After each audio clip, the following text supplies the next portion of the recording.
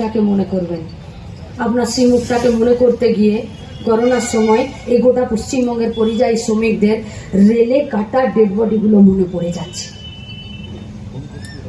আপনার শ্রীমুখটা মনে করতে গেলে সন্দেশখালিতে সারা রাত তৃণমূল পার্টি অফিসে মেয়েদের শরীরগুলো যারা শিবু উত্তম শাহজাহানরা নুচে খেলো সেই মেয়েগুলোর মুখগুলো মনে পড়ে যাচ্ছে।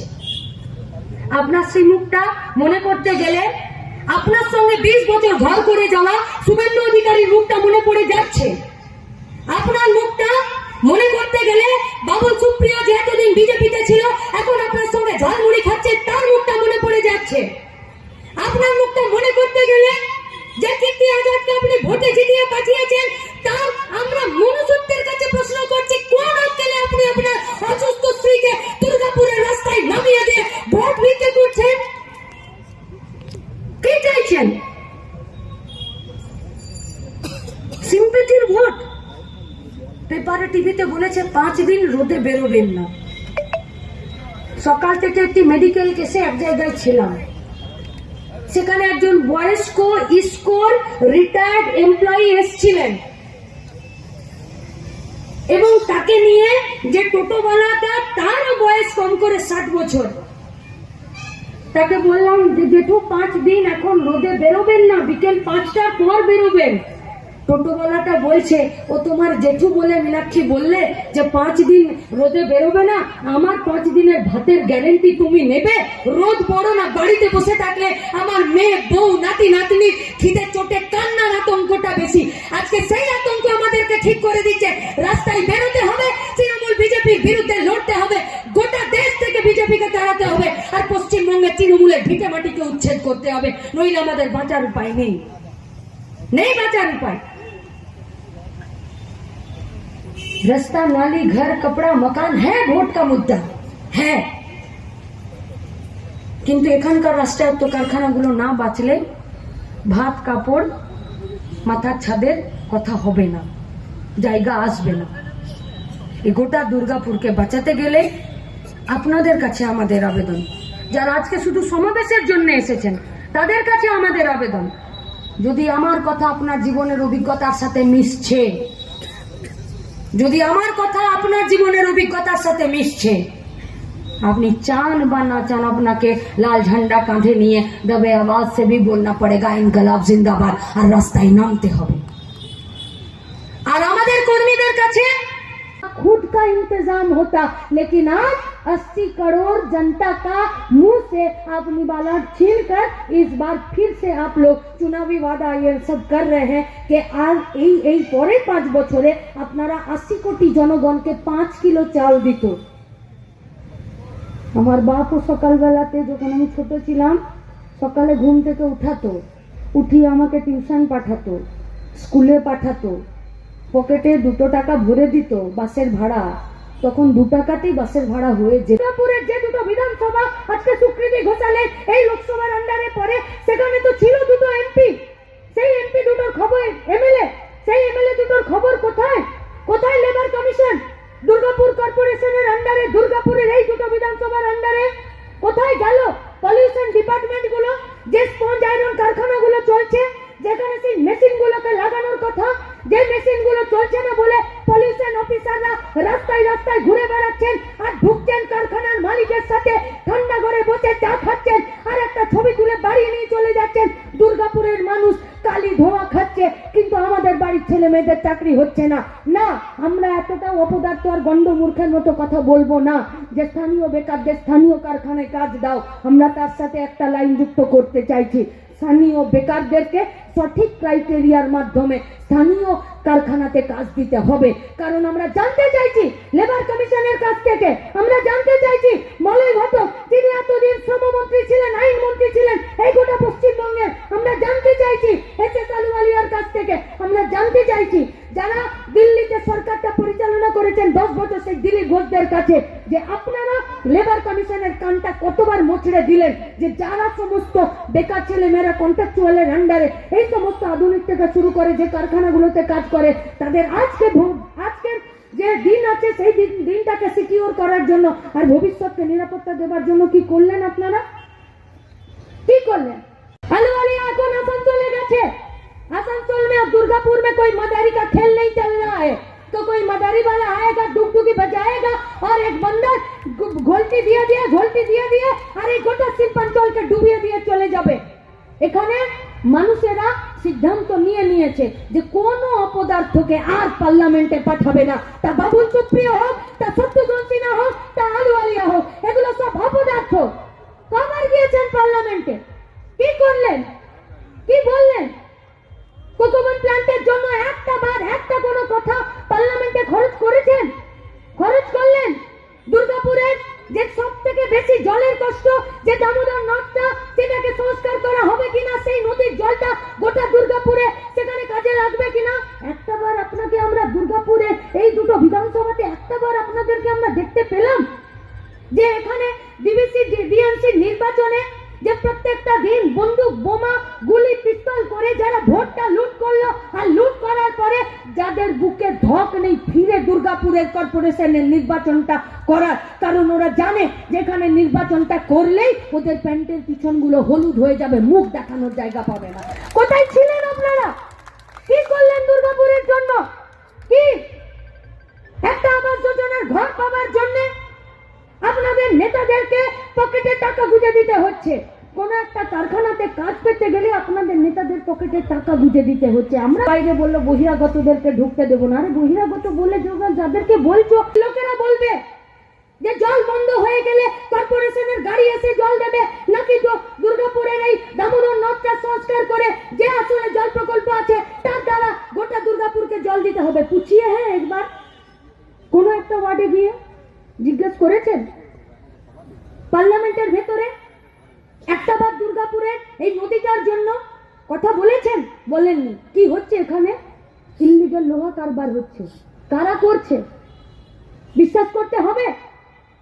এই কোকোবন পুলিশ থানা থেকে শুরু করে গেমনের থানা, এই গোটা এলাকার যতগুলো থানা আছে, এই থানাগুলো কিছু জানে না এই লোহা কারবার, এই গোপনে ইল্লিগাল লোহা কারবার চলছে, এই পুলিশগুলো কিছু জানে না। এরা স্বীকার করতে পারবে? এই গোটা এলাকার জমির বালি লুট হয়ে যাচ্ছে জেসিবি লাগিয়ে, নদীর পাড় থেকে সিন্ডিকেট তৈরি হয়েছে। এই পুলিশগুলো এরা অস্বীকার করতে পারবে যে এরা কিছু জানে না? এরা বলতে পারবে যে ওভারলোডে গাড়ি পার করে এরা রাতের অন্ধকার ছেড়ে দিন, এখন দিনের আলোতে পর্যন্ত ট্রাক থেকে পয়সা খাচ্ছে এরা? কি হলো आज उपाय? आज ममता बनर्जी बोल रही है कि पुलिस मेरा बात सुन नहीं रहा है। বলছে না? এর আগে কি বললো? বললো সরকারি কর্মচারীগুলো সব আমার বিরুদ্ধে।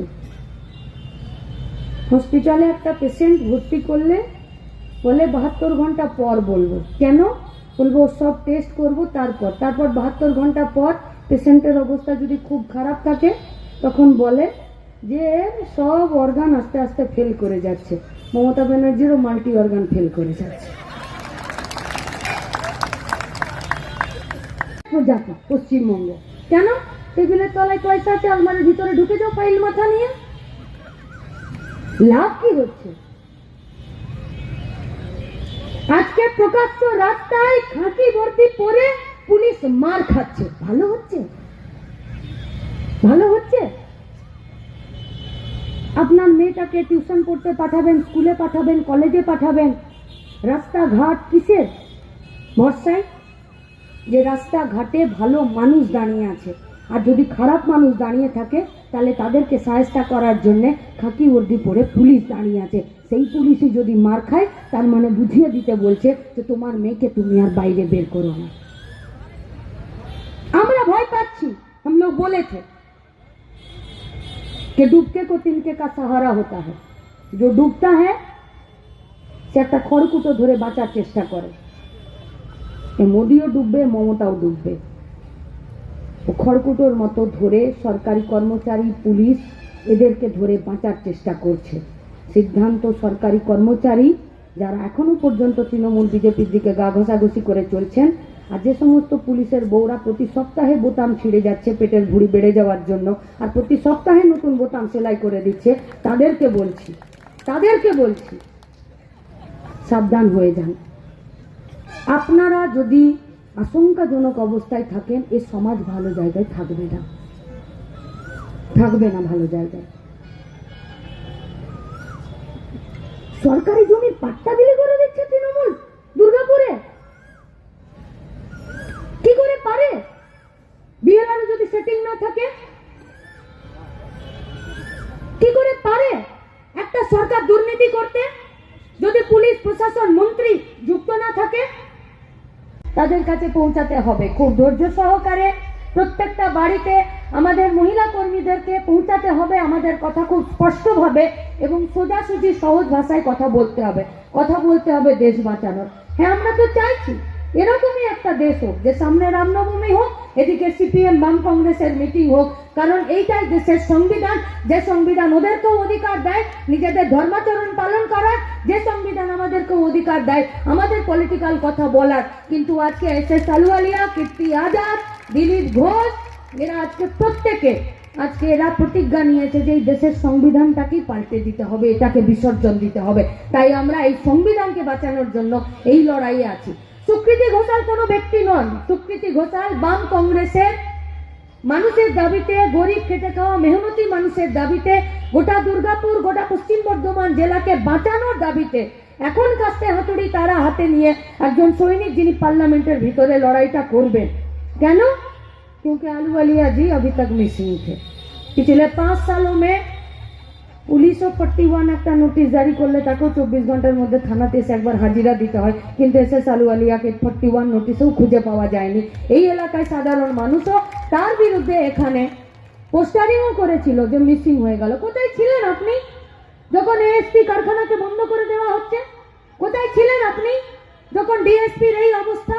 কোথায় ছিলেন আপনি যখন ডিপিএল এর জমিগুলোকে এখানে সব বিক্রি করে দেওয়া হচ্ছে? কোথায় ছিলেন আপনি যখন প্রকাশ্য দিনের বেলায় এই পুলিশের সামনে, এই সরকারি রাজ্য পুলিশের সামনে গোটা কারখানার জমির সেই ভাঙা যন্ত্রাংশ, সেই সমস্ত যন্ত্রপাতি যেগুলো বিকিয়ে দিচ্ছিল, সেদিন আপনি কোথায় ছিলেন?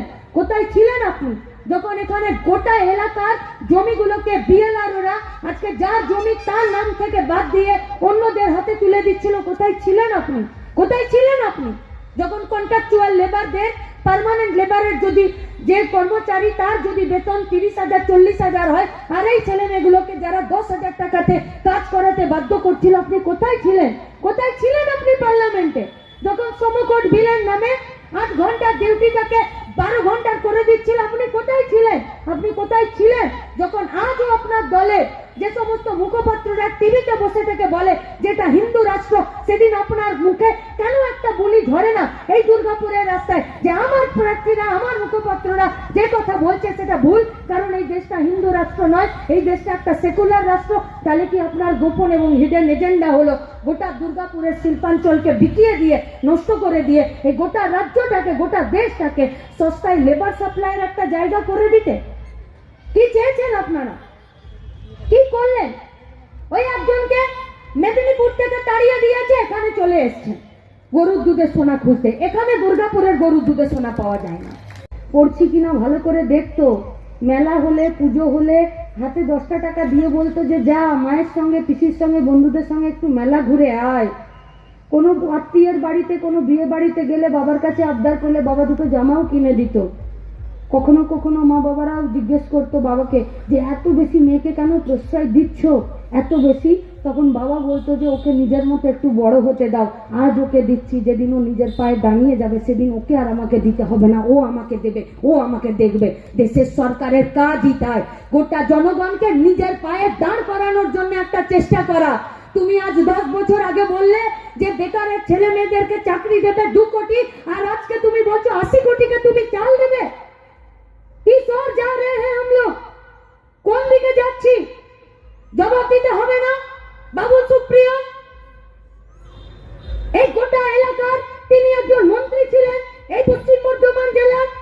হ্যাঁ, আসানসোল লোকসভা তিনি এমপি ছিলেন, কিন্তু তাকে জবাব দিতে হবে না? पहले आप थे भारी उद्योग मंत्री, उसके बाद आप हो गए लघु उद्योग मंत्री। ওই চিত্তরঞ্জনের রেল ইঞ্জিন কারখানা থেকে শুরু করে বিওজিএল, এইচএফসি, এমএমসি পর্যন্ত, এএসপি, ডিএসপি, ডিপিএল, এই বিসিএল, এই সমস্ত কারখানাগুলো জবাব তো আপনাদেরকে দিতে হবে। আপনি তো পারছেন না জবাব দিতে, কি বলবেন আপনি? তাই কখনো কোনো ভগবানের নাম করে, তাই কখনো কোনো সামনের ভাতাকে নাম করে আপনারা ভোটে নামছেন? এটা দেশের ভবিষ্যৎ? আরে ফোনেও 5G চলে এলো, আর আপনি তো 1G থেকে আরো পিছনে চলে যাচ্ছেন টিপটপ ফোনে। এগিয়ে যাব না পিছিয়ে যাব? কি করব কি আমরা? এক একটা কারখানায় যান, গায়ে গতরে খাটান, যে লেবারদের প্রয়োজন হতো সেখানে মেশিন বসছে, আপনি মেশিনের বিরোধিতা করতে পারবেন? না, পারবেন না। আর্টিফিশিয়াল ইন্টেলিজেন্স আসছে, মেশিনে কাজ হবে। গ্রামের 100 দিনের কাজে পর্যন্ত মেশিন লাগিয়ে দিচ্ছে। তাহলে গোটা দুর্গাপুর, গোটা পশ্চিম বর্ধমান, গোটা পশ্চিমবঙ্গের বেকার ছেলে মেয়েদেরকে আপনি যদি ট্রেনিং না দেন মেশিন চালানো, আপনি যদি তাকে কারিগরি দপ্তরে, আপনি যদি তার দপ্তরের মাধ্যমে তাকে যদি আপ টু ডেট না করেন, তাকে যদি যোগ্য না করেন, তাহলে সে কি আগামী দিনে এই সব কারখানাগুলোতে নিজের কাজটা জুটিয়ে রাখতে পারবে? ছিল তো labour welfare scheme Modi ji का आने से पहले कि कारखाना में जो भी कॉन्ट्रेक्चुअल लेबर काम करते थे, যে সমস্ত অস্থায়ী কর্মীরা কাজ করত, যার বেতন 10,000 টাকা, যার পিএফ আছে, ইএসআই আছে, নেই কি নেই তার কোনো ঠিক নেই, এই গোটা দেশের মধ্যে লেবার ওয়েলফেয়ার স্কিম ছিল। যে ওয়েলফেয়ার স্কিমে সে তার বেতন পাচ্ছে কিনা, ছুটি পাচ্ছে কিনা, তার উপরে শোষণ হচ্ছে কিনা, তার ভবিষ্যৎটা দেখা হবে কিনা, তার জন্য যে ওয়েলফেয়ার স্কিমগুলো ছিল, ওয়েলফেয়ার যে স্কিমগুলো, সেই স্কিমগুলো তো আপনি এসে বন্ধ করে দিলেন। আজকে এসএস আলওয়ালিয়া থেকে দিলীপ ঘোষ পর্যন্ত আপনারা এই প্রশ্নের থেকে, এই কথা থেকে নিজেদের মুখ ফেরাতে পারবেন? পারবেন? पूछिए, जो लोग आ रहा है वोट मांगने के लिए बीजेपी की तरफ से, तृणमूल की तरफ से, कि গোটা দেশ জুড়ে যে লেবার ওয়েলফেয়ার স্কিমগুলো ছিল, সেই স্কিমগুলো আজকে কর্পূরের মতন হাওয়া কেন হয়ে গেল? কে দেখবে কন্ট্রাকচুয়াল লেবারদেরকে? হয়তো প্রতিদিন খবরের কাগজে বেরোচ্ছে তপ্ত লোহা শ্রমিকের গায়ে পড়ে যাচ্ছে, শ্রমিক মরে যাচ্ছে। সেটা যদি কোনো পার্মানেন্ট লেবার হয়, পার্মানেন্ট যদি সে কোনো শ্রমিক হয়, তবু তো তার একটা হিল্লে আছে। যদি একটা কোনো অন্য অস্থায়ী লেবার, একটা যদি কন্ট্রাকচুয়াল লেবার হয়, কারখানার মালিক তার দায়িত্ব নেবে, তার বাড়ির অন্যজনকে চাকরি দিতে হবে? পারবে? কেন লড়তে হচ্ছে প্রত্যেকদিন শ্রমিক ইউনিয়নগুলোতে? কারা লড়ছে বাঘের বাচ্চার মতন, আর কারা মালিকের সঙ্গে দালালি করে শ্রমিকের প্রাপ্যটা মেরে নিচ্ছে? খুঁজে দেখতে হবে না? ভোট তো টিভির পর্দায় হবে না, ভোট তো খবরের কাগজে হবে না। আচ্ছা ছেড়ে দিন, লেবার ওয়েলফেয়ার স্কিমগুলোকে বন্ধ করে দিলেন। আরে লেবার ওয়েলফেয়ার স্কিমগুলোকে চালানোর জন্য তো পিঠে একটা ল্যাপটপ, কানে একটা ওয়াকি টকি আর একটা মোটরসাইকেল নিয়ে এই কারখানার গেটগুলোতে লেবার ওয়েলফেয়ার স্কিম থেকে কয়েকটা ছেলে সেই কাজগুলোকে করে নিয়ে কম্পিউটার ল্যাপটপে সেই লেবারের নামটাকে অন্তর্ভুক্ত করে নিয়ে লেবার কমিশনের সাথে দিল্লির পার্লামেন্ট পর্যন্ত আর এই রাজ্য সরকারের সাথে একটা লিয়াজো মেনটেন করে সেই শ্রমিকের ভবিষ্যৎটা সুরক্ষিত করছিল। আপনি তো স্কিমটা বন্ধ করে দিয়ে সেই ছেলে মেয়েগুলোর তো কাজটা খেয়ে নিলেন।